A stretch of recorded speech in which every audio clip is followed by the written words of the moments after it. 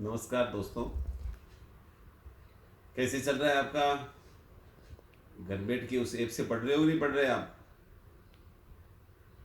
छुट्टी का मतलब ये नहीं है कि घर पे नहीं पढ़ना है। जो पढ़ा है उसको पढ़ना है। और साथ में कंपटीशन भी चल रहे हैं आपके। आज ही मैं न्यूज़पेपर पढ़ रहा था। उस न्यूज़पेपर में आपकी जो क्लीननेस से संबंधित जो कंपटीशन हुई थी उसका रिजल्ट पढ़ा मैंने। आप लोगों ने पढ़ा ही नहीं पढ़ा? कल पत्रिका में आया था, आज दैनिक नवज्योति में जो विनर है उनके नाम भी आए हैं। तो नाम आना भी अपने आप में बहुत बड़ा पुरस्कार है। ऐसा नहीं होता हर बार आपको शील्ड मिलेगी, हर बार आपके लिए ताली बजे। अभी ताली तो कैसे बजे? तो कोरोना चल रहा है, स्टे होम है, शील्ड कैसे मिलेगी? स्कूल आना नहीं है। तो ये शील्ड होती है जब न्यूज़पेपर में नाम पब्लिश होता है। ये शील्ड होती है जब मेरे जैसा व्यक्ति फेसबुक पे लिखता है कि आज अमुक कंपटीशन हुआ, इन बच्चों ने भाग लिया और ये विनर है। वही शील्ड होती है जब हम अच्छे जो 3 वीडियो थे, दीपाशा का था, चारू का था, तन्मय का था, आपके और भी बढ़िया रहे होंगे, लेकिन 3 मैंने मेरे यूट्यूब चैनल पे भी डाले, तो उनके लिए भी बहुत प्रशंसा आ रही है। मैं चाहूँगा कि आप जिन्होंने भाग नहीं लिया या नहीं जीत पाए वो लगे रहें, हर कंपटीशन को जीवंतता के साथ लीजिए। परसों अक्षय तृतीया थी। जब हम लोग छोटे थे तब तो अक्षय तृतीया पर, जिसको आखातीज बोलते हैं, उसको हम लोग पतंग उड़ाया करते थे। आप लोग भी उड़ाते हैं। और पतंग बहुत बड़ा मैसेज देती है। पतंग हमें ये मैसेज देती है कि जिस तरह से पतंग आसमान को छूने का प्रयास करती है, वैसे ही आप लोगों में ऊंचाइयों को छूने का अरमान होना चाहिए। पतंग आप देखिए, डोर से बंधी हुई होती है, उड़ाने वाला होता है, पतंग उड़ा रहा है, वो आपको मैसेज दे रही है अनुशासन से कितनी भी ऊंचाइयां छू सकते हैं। आप सोचिए, तो पतंग उड़ाने वाला है, उसने पतंग को सही ढंग से डोर को नहीं पकड़ा तो क्या होगा उसका रिजल्ट? कि वो पतंग नहीं उड़ पाएगी। इसे स्टूडेंट वही कामयाब होते हैं जो अनुशासन की डोर से बंधे हुए होते हैं।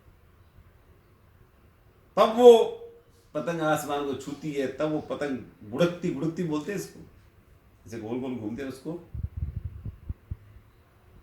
और पतंग एक ऐसी है जिसको आप विपरीत हवा की तरफ नहीं उड़ा सकते।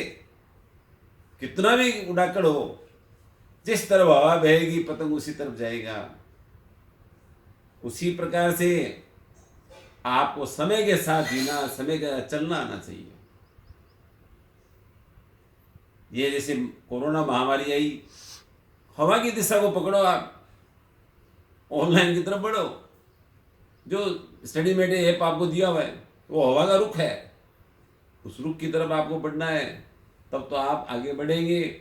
और आपने विपरीत चलना शुरू किया कि नहीं स्कूल खुलेगी 3-4 महीने, 2 महीने, 1 महीने बाद तब हम पढ़ना चालू करेंगे, तो भैया आप नहीं उड़ पाएंगे, आगे नहीं बढ़ पाएंगे। पतंग जब उड़ती है तो पेच भी होते हैं।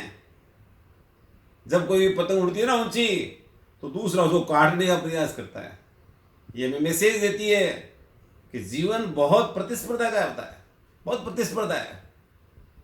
आपको हर पल चौकन्ना रहना पड़ेगा कि मेरी उड़ती हुई पतंग पे कहीं दूसरा पेच न डाले या दूसरा उसको काट रहे दे। तो भैयाओं बहनों, बहुत मैसेजफुल त्योहार जो गया अक्षय तृतीया, उस अक्षय तृतीया पर हम जब छोटे थे तो आज भी मनाते हम लोग। तो पंचमेड़ा की एक खिचड़ी बोलते हैं, 5 तरह के दान होते हैं उसमें, और इमली का होता है जिसको इमलियाना बोलते हैं। दोनों देखो, साइंस भी है यहाँ। वो जो भोजन है वो मौसम के अनुकूल है। जो इम्यूनिटी पावर की बात आ रही है ना, ये उस खिचड़ी और इमलियाना में है, थी तो खाना। और एक किसान की भी हम उसमें उसको सैल्यूट करते हैं कि वो नई फसल जब आती है तो उस नई फसल का हम खरीदारी करें, उसको घर में लाएं और उससे फिर भोजन बनाएं और उस भोजन के स्वाद के साथ ही उस किसान को थैंक्स बोलें। उसी अक्षय तृतीया पर आपके प्रिंसिपल साहब ने एक बहुत बढ़िया आपसे एक आग्रह किया था कि आप पतंग और डोर के 200 रुपए आप बचाए, जो बचे या बचा सकते थे, वो 200 रुपए आप देश को समर्पित करते हैं। देखिए बहुत से लोग होते हैं, अभी जैसे हम लोगों ने आदर्श, आपका जो परिवार, आप भी उसी के भाग हो, हमने हमारे स्तर पर 1.5 लाख रुपए की कंट्रीब्यूशन किया इस दौर में। आप कहें सर हम 1.5 लाख कहां से कर सकते हैं? नहीं करना है। आपको 1.5 क्यों करना है? आप तो करोड़ों का काम कर सकते हैं। यदि किसी ने पढ़ा और गुणा नहीं तो पढ़ाई बेकार है। आप लोग छोटे क्लास में पढ़ रहे हैं, बूंद बूंद से घड़ा भरता है। हर व्यक्ति सरहद पर नहीं लड़ सकता, हर व्यक्ति डॉक्टर बन के सेवा नहीं कर सकता, हर व्यक्ति पुलिस में भर्ती होकर के अनुशासन नहीं बना सकता, हर व्यक्ति टीचर नहीं बन सकता, हर व्यक्ति व्यापारी नहीं बन सकता। तो इसका मतलब क्या हम देश सेवा नहीं कर सकते हैं? ये छोटा सा आपका जो योगदान 200 रुपए का,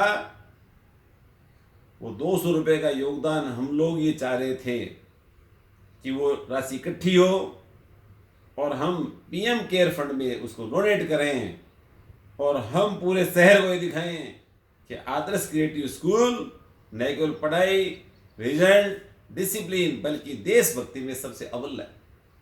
आप नहीं चाहते क्या ये कि आपके स्कूल का डंका बजे? और आपने जो 200 रुपए दिए, सपोज कीजिए आपके सब इकट्ठे होने से 21,000 रुपए इकट्ठे हुए, तो 200 रुपए 21,000 बन गए। हर बच्चे को उस बात की क्रेडिट मिलेगी कि इस स्कूल के बच्चों ने अपनी गुल्लक से इतनी राशि एकत्रित करके देश में दिया।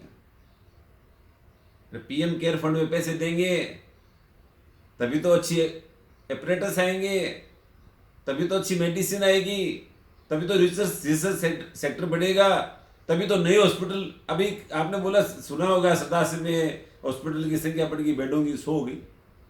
अरे 100 हो गए तो डॉक्टर बढ़ेंगे। जितना पैसा आप देंगे वो आपके ही काम आना है। पीएम केयर फंड में यदि राशि एकत्रित हो गई, हमारे पीएम नए मेडिकल कॉलेज खोलेंगे। नए मेडिकल कॉलेज खोलने से डॉक्टर्स की भर्ती बढ़ेगी, डॉक्टर नीट की सीट बढ़ जाएगी भाई, नर्सेज में सीटें बढ़ेगी, तो आपके लिए अवसर बढ़ेगा घटे? हो सकता है ये 200 रुपए जिससे एक सीट जो बढ़े उससे आपका उसी सीट पर सिलेक्शन हो जाए और आप उन्हीं 200 रुपए से एक बहुत शानदार डॉक्टर बन जाए। इन बातों पर आप गौर कीजिए। व्यक्ति के लिए पैसे ज्यादा महत्वपूर्ण नहीं है और इतनी राशि भी इसलिए डिमांड नहीं की, और हम नहीं ले रहे हैं, हमें नहीं चाहिए। हम तो जो राशि आप दोगे उसमें कुछ न कुछ मिलाएंगे। लेकिन मुझे अफसोस है, अरे यहीं से तो स्वावलंबन शुरू होता है, यहीं से देशभक्ति शुरू होती है।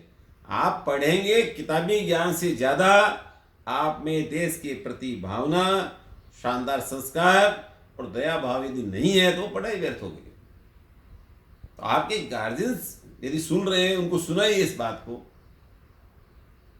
वो भी आपको मोटिवेट करें। और आप सोचिए, स्कूल खुलती, मैं देखता हूं कि बहुत से बच्चे डिमांड करते हैं, गार्जियन डिमांड करते हैं कि स्कूल के अंदर बच्चों के लिए आधी छुट्टी में, इंटरवल में कुछ खाने के लिए ऐसे स्टॉल वगैरह की व्यवस्था करो, बच्चे कई बार भूख लग जाती है।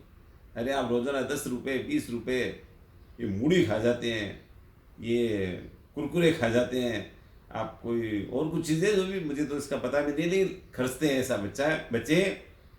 आज 1 महीने स्कूल खुली नहीं है, आपको स्कूल आना नहीं पड़ा, आपने तो 500 600 700 रुपये तो प्रत्येक गार्जियन ने वैसे ही बचाए। मुझे तो ऐसा लग रहा था कि आप में से कोई बच्चे ऐसे भी निकलेंगे। मुझे याद है जब मैं छोटा था तो हमें एक मिट्टी का गल्ला हमें देता, घर वाले परचेज करके देते थे। गुल्लक बोलते थे उसको। और उस समय तो 25 पैसे 50 पैसे 1 रुपया हाइएस्ट क्यों देते थे, तो वो हम कभी खर्च नहीं करते थे और जाके उस गुल्लक में डालते थे। और जब भी कोई ऐसी जरूरत पड़ती तो घर वाले आपात कोष हो गया, उस गुल्लक को हम फोड़ते थे और हमारे भाइयों में प्रतिस्पर्धा होती थी कि इस गुल्लक में ज़्यादा रुपए किसके निकलेंगे, और जिसके ज़्यादा निकलते समझ लो वो ज़्यादा मितव्ययी है, वो ज़्यादा सिंसियर है, वो ज़्यादा अच्छा है। और स्कूलों में तो संचय का ऐसी एक्टिविटी चलती थी, खाते खुलते थे बच्चों के, और वो बच्चे हमारा हम जैसे पढ़ते थे उस समय दुगुड़ी स्कूल में, उसमें खाते खुलते थे हम लोगों के, और जब बच्चा वापस पास आउट होता तब उसको वो राशि मिलती। वो राशि चाहे उस समय के हिसाब से 150 रुपये हो, 60 हो, 70 हो, वो बहुत बड़ी अमाउंट मानी जाती थी। आप लोगों से भी आग्रह रहेगा, आप इसको हल्के में न लें और औरों को मोटिवेट करें। मैं तो कह रहा हूँ आपको तो मोटिवेट करना चाहिए। आपको तो पेरेंट्स 200 से बढ़ के दे तो बहुत ज़्यादा बेटे, 200 मिनिमम राशि थी। मैं आपसे फिर अपील कर रहा हूँ, आदर्श के लिए नहीं, अपने लिए, अपने उत्थान के लिए, देश के लिए। आज भी आप आगे नहीं आ पाओगे तो आप जब बड़े होंगे तो आपको इस बात का जरूर अफसोस होगा, या 200 रुपये उस समय हम देते तो हमें बड़ा सुकून मिलता। आप 30 अप्रैल तक ये राशि जमा कराएं। खाते नंबर आपको बताए हुए हैं, मैसेज दिया हुआ है। एक बार फिर मैं सुनील जी से निवेदन भी करूंगा कि वो ये मैसेज दोबारा आपको भेज दे। किसी के माइंड में ऐसा है कि भी वो ऑनलाइन बैंकिंग नहीं है या ऐसा कोई सिस्टम हो, वो हमें मैसेज करें कि सर ये प्रॉब्लम है और स्कूल खुलने के बाद हम ऐसा कर सकते हैं, तो उस पर भी विचार किया जाएगा। मैं चाहूँगा कि आपके छोटे छोटे बच्चों के हाथों से एक चेक यहाँ के एसडीएम को मैं दूं और उसमें लिखा हो पीएम केयर फंड, और न्यूज़पेपर में भी आए और वहाँ खड़े हर व्यक्ति आपके लिए ताली बजाएं कि वेल डन आदर्श क्रिएटिव स्टूडेंट्स, वेल डन, जय हिंद, जय भारत।